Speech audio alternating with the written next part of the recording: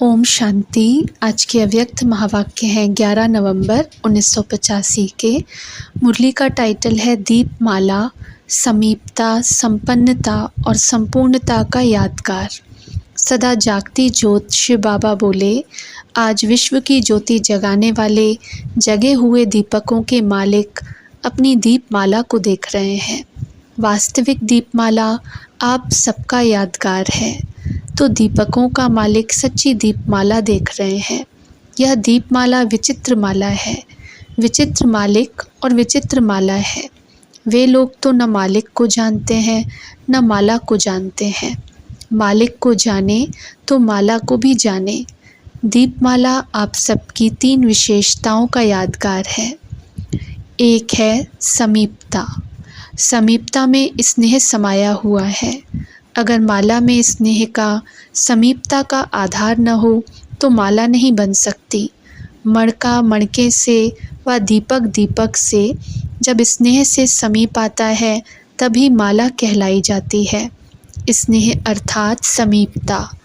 स्नेह की निशानी समीपता ही होती है। एक समीपता, दूसरी संपन्नता। दीपमाला संपन्नता की निशानी है। सिर्फ एक लक्ष्मी धन की देवी नहीं है, लेकिन आप सभी धन से संपन्न देवियां हो। धन देवी होने के कारण धन्य देवी भी गाए जाते हैं।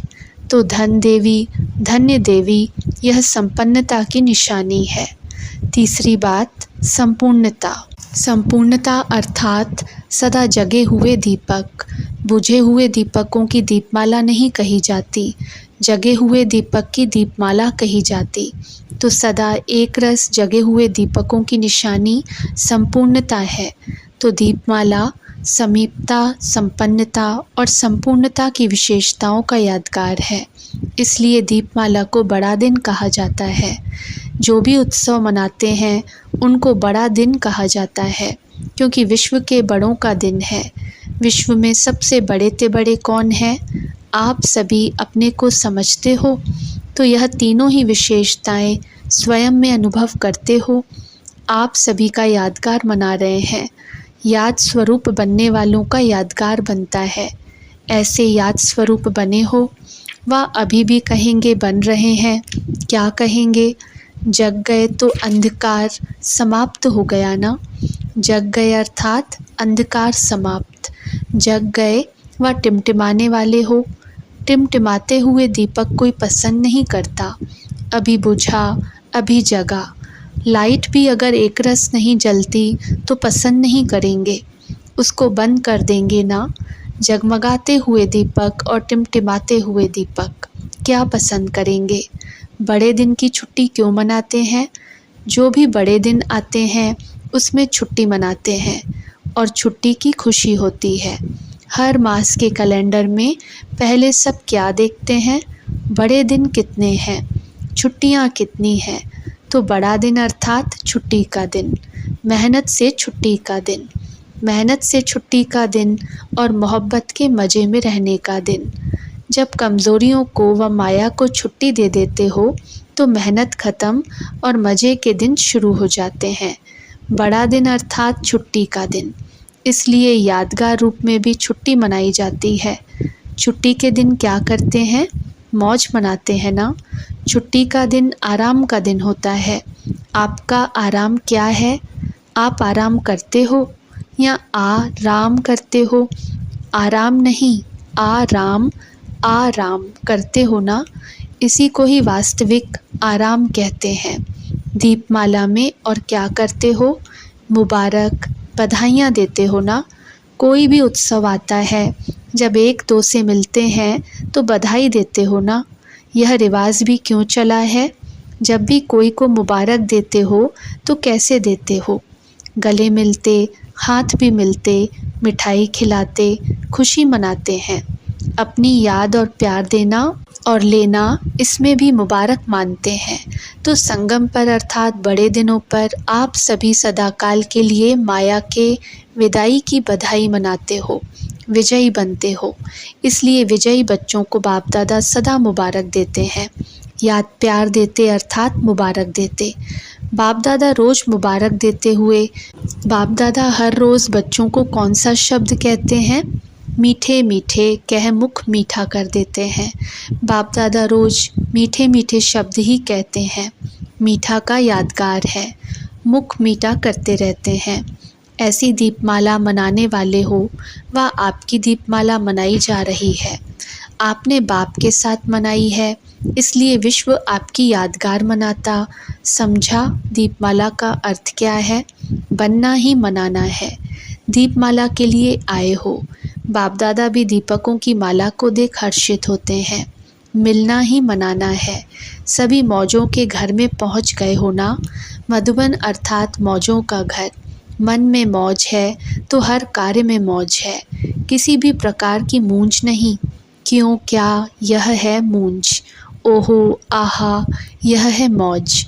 क्यों क्या तो अब नहीं है ना। दशहरा तो मना के आए हो ना। अभी दिवाली मनाने आए हो। दशहरे के बिना दिवाली नहीं होती। दशहरा समाप्त करके दिवाली मनाने आए हो। विजयी हो गए हो ना। अच्छा, बच्चों की वृद्धि होती जा रही है और होती रहेगी। वृद्धि प्रमाण विधि भी बनानी पड़ती है। अव्यक्त होते अभी 17 वर्ष का 17वां पाठ पूरा हुआ। बाकी क्या रहा है? फिर भी बाप दादा बच्चों के स्नेह के कारण अव्यक्त होते भी व्यक्त में टेम्पररी रथ में 17 साल सवारी की। 17 साल कम तो नहीं। समय और शरीर की सीमा भी होती है। नाम तो अव्यक्त कहते और मिलने चाहते व्यक्त में। यह क्यों? सहज लगता है इसलिए। फिर भी बाप दादा नए नए बच्चों का उल्हना निभाने के लिए आते रहते हैं। अभी 18 तारीख को फिर 18 साल शुरू होगा। 18 अध्याय क्या है? सभी तैयार होना। सेवा समाप्त कर ली। अभी बाप समान अव्यक्त रूप बन जाओ। अव्यक्त रूप की सेवा की। अभी तो अव्यक्त रूप को भी व्यक्त में आना पड़ता है। अव्यक्त रूपधारी बन नष्टो मोहा स्मृति लब्धा अर्थात स्मृति स्वरूप। अभी यह सेवा रही हुई है। पद यात्रा की सेवा तो कर ली। अब रूहानी यात्रा का अनुभव कराना है। अभी इसी यात्रा की आवश्यकता है। इसलिए अभी बाप दादा भी अव्यक्त विधि प्रमाण बच्चों से मिलन मनाएंगे। वृद्धि प्रमाण विधि को परिवर्तन करना ही होता है। बच्चों का अधिकार है मुरली। मुरली द्वारा मिलना और अव्यक्त दृष्टि द्वारा यह दोनों मिलन वरदान की अनुभूति करा सकते हैं। इसलिए अव्यक्त स्थिति में स्थित हो। अब दृष्टि द्वारा वरदानों का अनुभव करो। नहीं तो सुनने की जिज्ञासा से दृष्टि का महत्व कम अनुभव कर सकते हो। 2 गायन है, नज़र से निहाल और मुरली का जादू।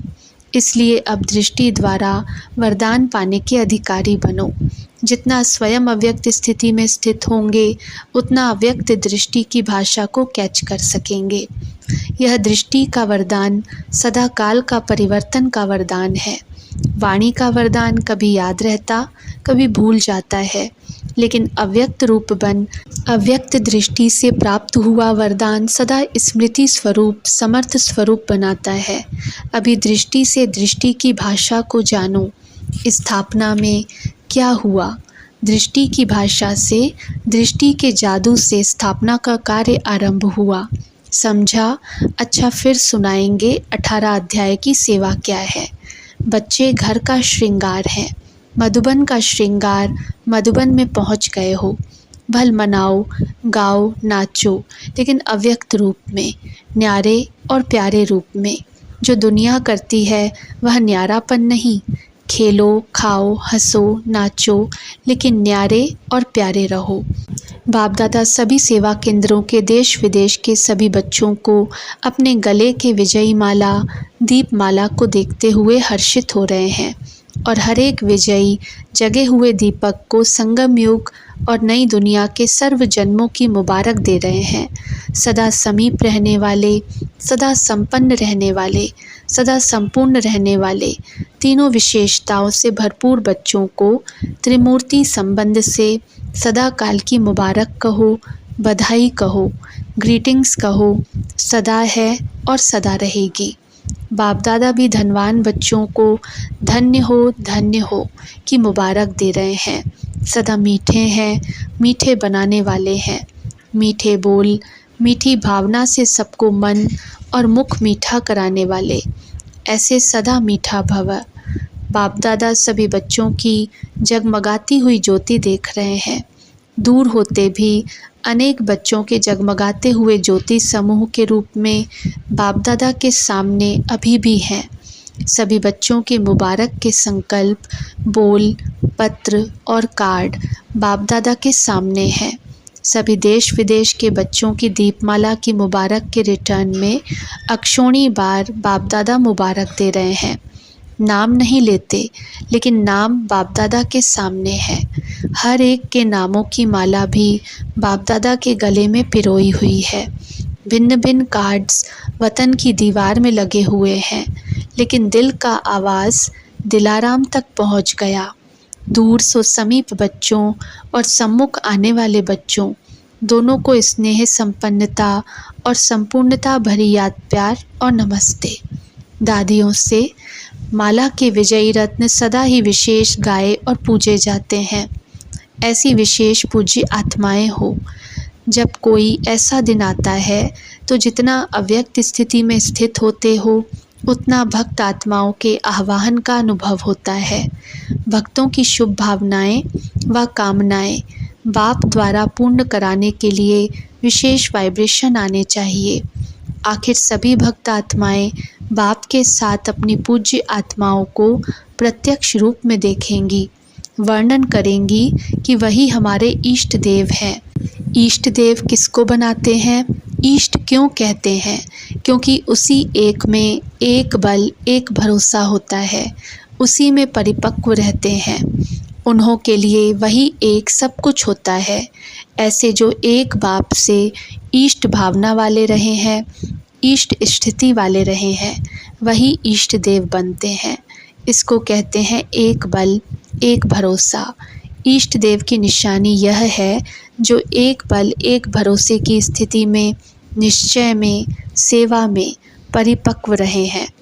इसलिए इष्ट देव को मानने वाले भक्त भी एकाग्र रहते हैं, यहाँ वहाँ नहीं भटकते हैं, एक में अटल रहते हैं। बाप प्रत्यक्ष होंगे, लेकिन बाप के साथ साथ सब इष्ट देव, इष्ट देवियाँ भी प्रत्यक्ष होंगे। वह भी नशा चाहिए कि हम श्रेष्ठ आत्माओं का आह्वान हो रहा है और हम ही बाप द्वारा उन्हों को रिटर्न दिलाने वाले हैं। दिलाएंगे तो बाप द्वारा ही, लेकिन निमित्त बनते हैं, इसलिए वह इष्ट देव के रूप में पूजे जाते हैं। विशेष दिनों पर जैसे विशेष भक्त लोग व्रत रखते हैं, साधना करते हैं, एकाग्रता का विशेष अटेंशन रखते हैं, ऐसे सेवाधारी बच्चों को भी वह वाइब्रेशन आने चाहिए। हम ही हैं, यह अनुभव होना चाहिए। बाप दादा तो हैं ही, लेकिन साथ में अनन्य बच्चे भी हैं। यह प्रैक्टिकल में महसूसता आनी चाहिए। जो आशीर्वाद का रिवाज चला है, वह ऐसे अनुभव होगा जैसे संपन्न होने के कारण ब्रह्मा बाप द्वारा चलते फिरते सबको स्वतः आशीर्वाद का अनुभव होता था। तो आप भी चलते फिरते ऐसे अनुभव करो जैसे बाप द्वारा कुछ न कुछ प्राप्ति करा रहे हैं। प्राप्ति ही आशीर्वाद है, और कुछ मुख से नहीं कहेंगे, लेकिन प्राप्ति का अनुभव कराने के कारण सबके मुख से यही है के गीत निकलेंगे। वह भी दिन आने वाले हैं। साक्षात्कार मूर्त अभी होने चाहिए। अभी सेवा साक्षात्कार मूर्त द्वारा हो। जैसे शुरू में चलते फिरते साक्षात्कार मूर्त देखते थे, ब्रह्मा को नहीं देखते थे, कृष्ण को देखते थे। कृष्ण पर मोहित हुए ना, ब्रह्मा पर तो नहीं हुए। ब्रह्मा गुम होकर कृष्ण दिखाई देता था, तब तो भागे ना। कृष्ण ने भगाया, यह तो राइट है, क्योंकि ब्रह्मा को ब्रह्मा नहीं देखते, कृष्ण देखते थे। तो यह साक्षात्कार स्वरूप हुआ ना, उसी ने इतना मस्त बनाया, भगाया। साक्षात्कार ने ही सब कुछ छुड़ाया। भक्ति का साक्षात्कार सिर्फ देखने का होता है, लेकिन ज्ञान का होता है देखने के साथ पाना। यही अंतर है, सिर्फ देखा नहीं पाया। कृष्ण हमारा है, हम गोपियाँ हैं, इसी नशे ने स्थापना कराई। हम वही हैं, हमारे ही चित्र हैं। तो ऐसे ही साक्षात्कार द्वारा अभी भी सेवा हो। सुनने द्वारा प्रभाव तो पड़ता ही है, लेकिन परिवर्तन नहीं होता है। अच्छा अच्छा कहते हैं, लेकिन अच्छा बनते नहीं। जब उन्हें साक्षात्कार में प्राप्ति होगी तो बनने के बिना रह नहीं सकेंगे। जैसे आप सब बन गए हो ना, तो अभी चलते फिरते फरिश्ते स्वरूप का साक्षात्कार कराओ। सिर्फ भाषण वाले नहीं, लेकिन साक्षात्कार स्वरूप दिखाई दें। भाषण करने वाले तो बहुत हैं, लेकिन आप हो भासना देने वाले। ऐसे जो बनते हैं वही नंबर आगे लेते हैं। सिर्फ क्लास कराने से भासना नहीं आती। क्लास सुनते भी हर एक की चाहना होती कि भासना मिले। तो अब भाषण बदलकर भासना दो, तब समझेंगे कि यह अल्लाह लोग हैं। अल्लाह लोग अर्थात न्यारे। अभी तो कह देते हैं यह भी अच्छा वह भी अच्छा, मिलाते रहते हैं, लेकिन अभी भासना स्वरूप बन जाओ, प्राप्ति का अनुभव कराओ। अच्छा, ओम शांति।